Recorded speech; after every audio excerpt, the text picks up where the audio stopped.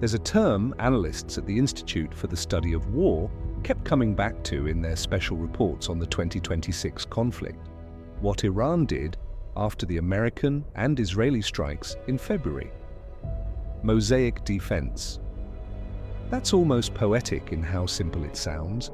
What it actually describes is the most hostile, most sophisticated operating environment US special operations have faced in an open conflict since Vietnam.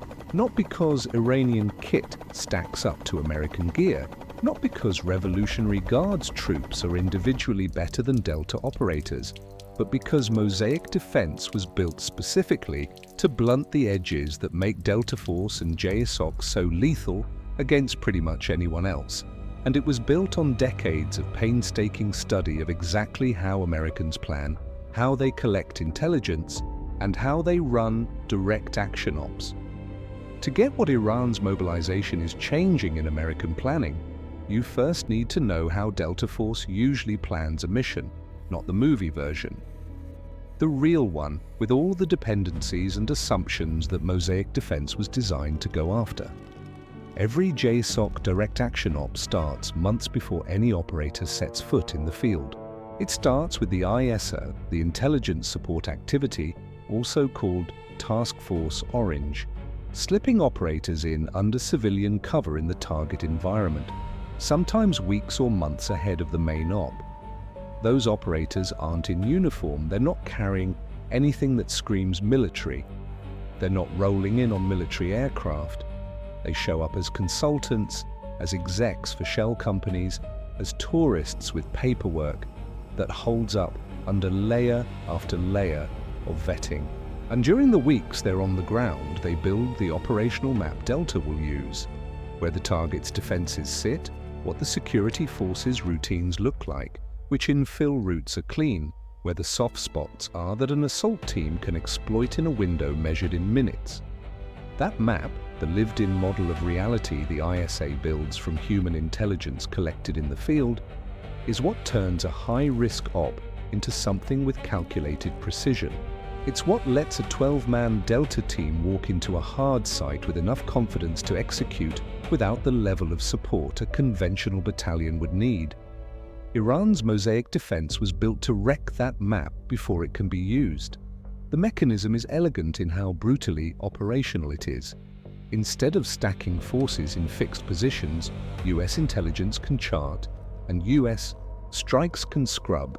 The IRGC spreads its offensive assets, missile launchers, short-range air defense systems, electronic warfare units, fast attack boats, in a pattern of maximum dispersion with mandatory repositioning every 72 hours, not as a reaction to a specific threat they've spotted, as standing operating procedure run regardless of whether American intelligence is watching or not.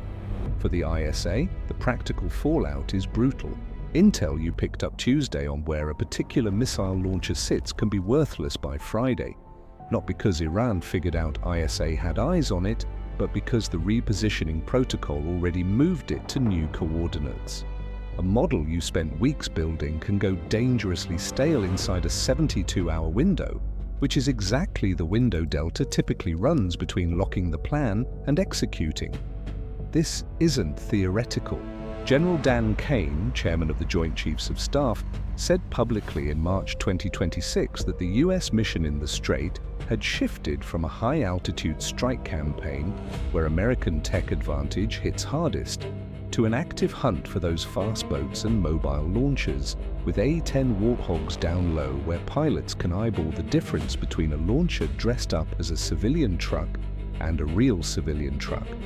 That's a serious operational flip.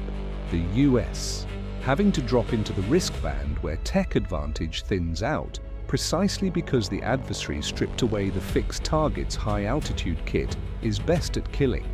But the hit to Delta Force runs deeper than just mobile targets are hard to find. There's a second layer to Iran's mobilization that analysts at the Long War Journal and the Institute for the Study of War have been documenting with growing consistency week after week. The activation of layered counterintelligence networks, the MOIS and IRGC-IO, spent decades building specifically to spot and burn Western intelligence operators on Iranian soil, and in neighboring countries where American ops get planned or staged.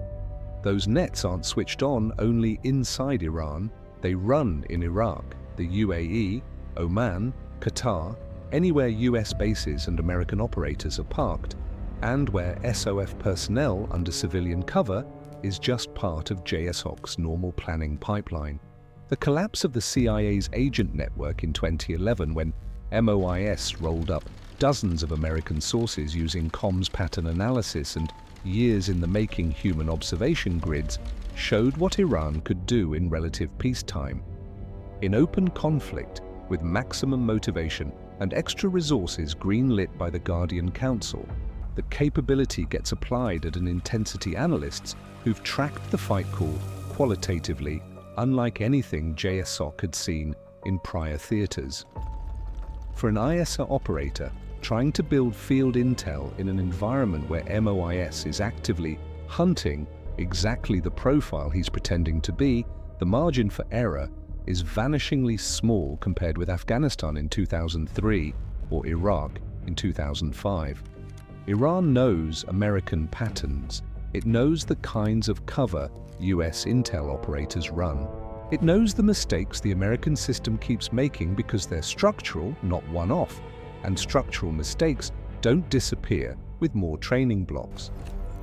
The third layer of Iran's mobilization that's shifting American planning is electronic warfare, and it's probably the one the American public understands least, but the one that dominates internal JSOC briefings. The IRGC has an EW division that spent the last decade building the ability to mess with American comms and nav systems at a scale that went public back in 2011, when Iran paraded a largely intact American RQ-170 drone it claimed it had snagged by spoofing the GPS signal, tricking it into landing at an Iranian strip instead of heading home. Washington pushed back on the story, but nobody's ever really accounted for that pristine airframe any other way. In open conflict, with everything turned up to 11, that EW punch is aimed at special operations roughly like this: jamming the short-range comms Delta uses to coordinate on the deck, spoofing GPS signals that hits both UAVs doing live recon and ground teams in unfamiliar terrain, and stepping on the emergency beacons operators lean on when the mission goes off the rails, and a fast exfil is the only play. Tom Satterley, 20 years in the Delta Force, survived Mogadishu, Iraq, and more theaters than most people can name, described the operating principle that governs how the unit retools the plan when the world won't sit still, like someone who's lived what happens when you execute off stale data. You don't run the original plan when the environment's moved.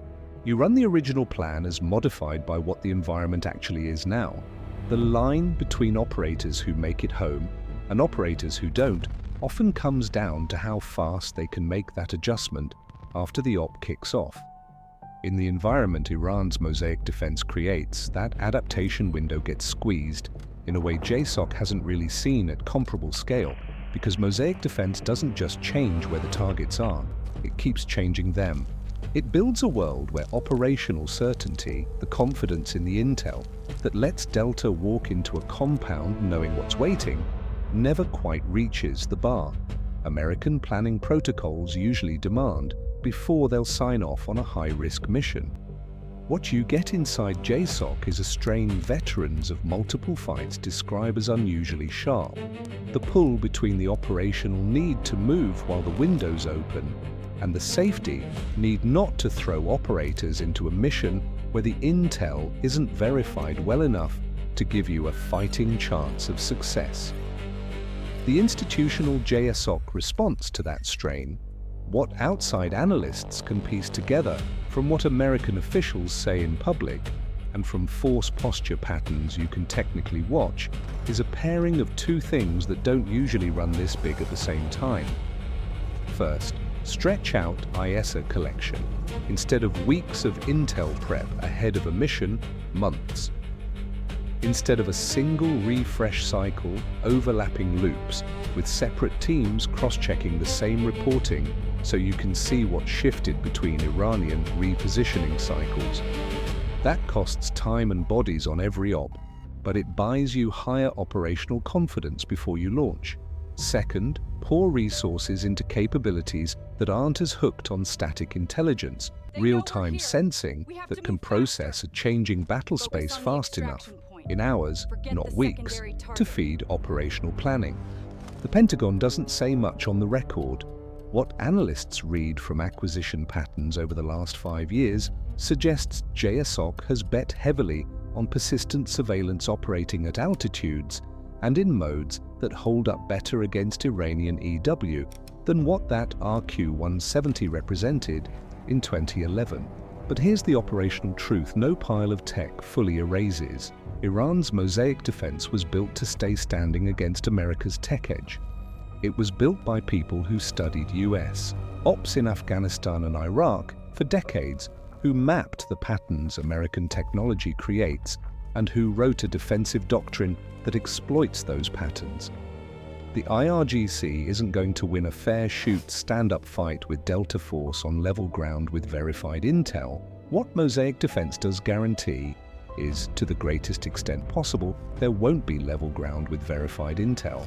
That's why the gap between American forces showing up in the region in March 2026 and any meaningful ground op isn't measured in days, the way deploying that much capability usually reads, but in weeks or months of intel work that has to happen before JSOC can say, at the confidence level the protocols require, that the mission is actually good to go.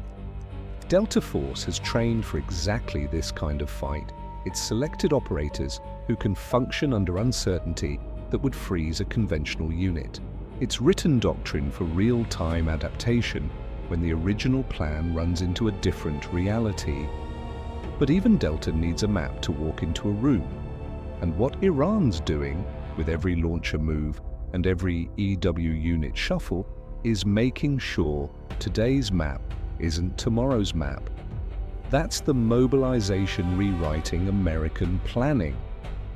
Not the IRGC's raw, destructive power. The ability to make American precision less precise than it has to be.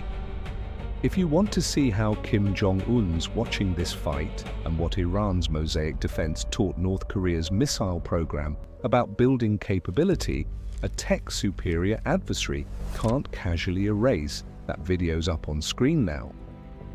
Subscribe if you want to stay with the analysis that ties together the wars the news covers separately, but that military planners read as chapters of the same problem.